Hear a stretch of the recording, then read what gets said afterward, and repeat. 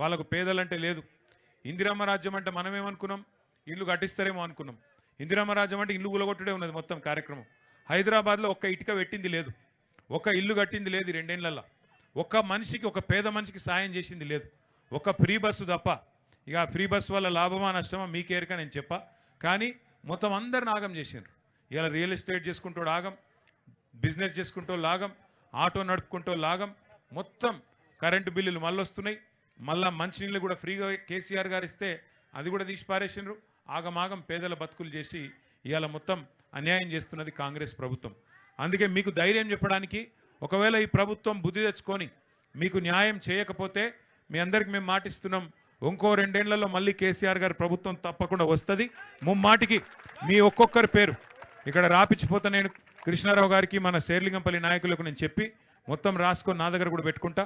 ప్రతి ఒక్కరికి బ్రహ్మాండమైన ఇల్లు ఇచ్చి మళ్ళా మీకు గౌరవంగా ఇళ్లలో తీసుకుపోయే బాధ్యత కూడా మేము తీసుకుంటామని చెప్పి కూడా ఈ సందర్భంగా తెలియజేస్తా ఉన్నాం. ఇలా కేవలం దీపావళి మీ పిల్లలతోని కొద్దిసేపు, ఎందుకంటే కొన్ని పటాకులు వాళ్ళకి ఇచ్చి వాళ్ళతో పాటు కొద్దిసేపు ఉండి మీకు కూడా కొంత సాయం చేసి పోదామన్న ఆలోచనతోనే ఇక్కడ దాకా వచ్చినాం. మీ అందరూ కూడా దయచేసి ధైర్యంగా ఉండాలి. తప్పకుండా ఇంకొక 2 ఏళ్ళే, ఎక్కువ రోజులు ఏం లేదు. దీపావళి అంటేనే నరకాసుర వధ జరిగినాక జరుపుకునే పండుగ.